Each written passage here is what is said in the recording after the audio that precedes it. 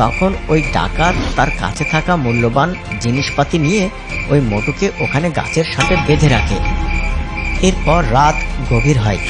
তখন ওই জঙ্গলের কিছু হিংস্র প্রাণী চলে আসে সেখানে, আর মোটুকে ওখানে ছিঁড়ে ছুটে খেয়ে মেরে রেখে চলে যায়। আর মোটুর ওভাবে মৃত্যুর কারণে আত্মা মরে গিয়ে শান্তি পায় না, তাই সে আবার একটা ভূত হয়ে ফিরে আসে আর ওই গাছটাতেই সে বসবাস শুরু করে।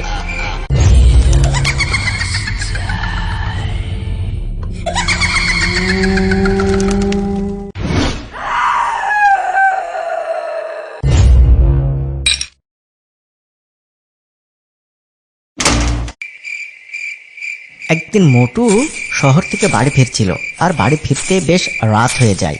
আর রাতের বেলায় সে ফিরতে ফিরতে কোনো গাড়ি ঘোড়া না পেয়ে একা একা হাঁটতে থাকে। আর হাঁটতে হাঁটতে যখন একটা সে জঙ্গলের ধারে আসে, তখন সে বলতে থাকে, আরে এ তো দেখছি জঙ্গলের কাছে চলে এসেছি, আমার তো ভয় ভয় করছে, না জানি আবার কোন বিপদ সামনে চলে আসে। এ কথা বলতে বলতে মোটু ওই জঙ্গলের পথ ধরে হাঁটতে থাকে। হঠাৎ করে সে একটা অদ্ভুত আওয়াজ শুনতে পায়। তারপর এদিকে তাকাতে এসে দেখতে পায় দুইটা ডাকাত তার সামনে চলে এসেছে। তখন ওই ডাকাত তার কাছে থাকা মূল্যবান জিনিসপাতি নিয়ে ওই মোটুকে ওখানে গাছের সাথে বেঁধে রাখে। এরপর রাত গভীর হয়।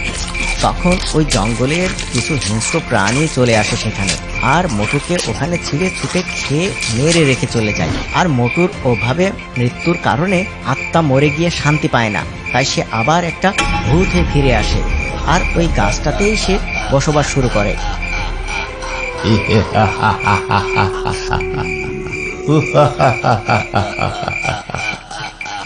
ওরে, আমি মরে গিয়ে তো ভূত হয়েছি। যাদের কারণে আমি ভূত হয়েছি, আমি তাদের একটাকেও ছাড়বো না।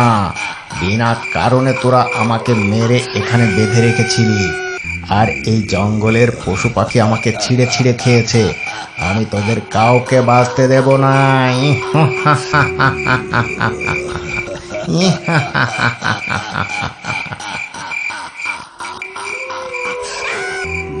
এরপর ওই মোটুর আত্মা তার মৃত্যুর প্রতিশোধ নেওয়ার জন্য ওই জঙ্গলের ভেতরে সেই বদমাশ লোকগুলোকে খুঁজতে থাকে।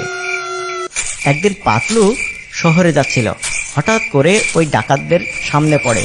তখন ওই ডাকাতরা তাকে তুলে তাদের আস্তারায় নিয়ে গিয়ে বন্দি করে রাখে। এদিকে মোটুর আত্মা তার প্রতিশোধ নেওয়ার জন্য ওই ডাকাতদের খুঁজতে থাকে। খুঁজতে খুঁজতে এক সময় ওই জঙ্গলের ভিতরে একটা অদ্ভুত আওয়াজ শুনতে পায়। তারপর সে দেখতে পায় একটা গুহার ভিতরে কে যেন সাহায্য চাইছে। সে তখন ওই গুহার মুখে গিয়ে লুকিয়ে লুকিয়ে দেখে ওই গুহার ভিতরে তার বন্ধু পাতলুকে ওই ডাকাত দল বন্দি করে রেখেছে, আর তার পাশেই ডাকাতগুলো বসে আছে। এটা দেখেই মোটুর আত্মা দ্রুত ওই ডাকাতদের আস্তানার ভিতরে ঢুকে পড়ে। এটা দেখে ওই ডাকাত দল অনেক ভয় পেয়ে যায়। তখন ওই ডাকাত সর্দার বলে, আরে আরে আরে, ভূত ভূত, এই পালাও পালাও, ভূত এসেছে, ভূত ভূত। আরে ছাড়ো ছাড়ো, ছেড়ে দাও আমাদের, বাঁচাও বাঁচাও বাঁচাও। মোটুর ওই ভৌতিক চেহারা দেখে ডাকাত দল ভয়ে কাঁপতে থাকে, আর তখন তারা চিল্লাতে থাকে। আর তখন ওই মোটু ভূত তার জাদু শক্তি দিয়ে সব কটা ডাকাতকে ওখানে পাথর বানিয়ে ফেলে।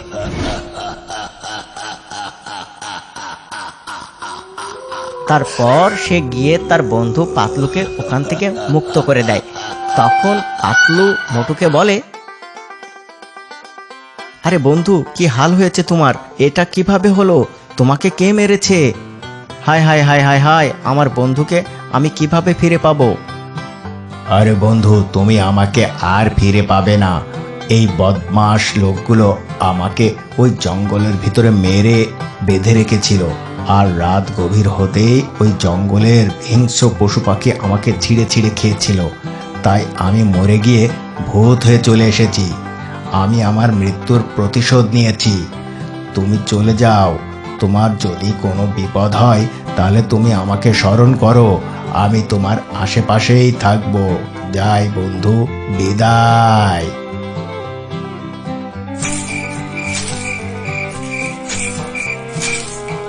এরপর পাতলু মন খারাপ করে সে বাড়িতে ফিরে আসে।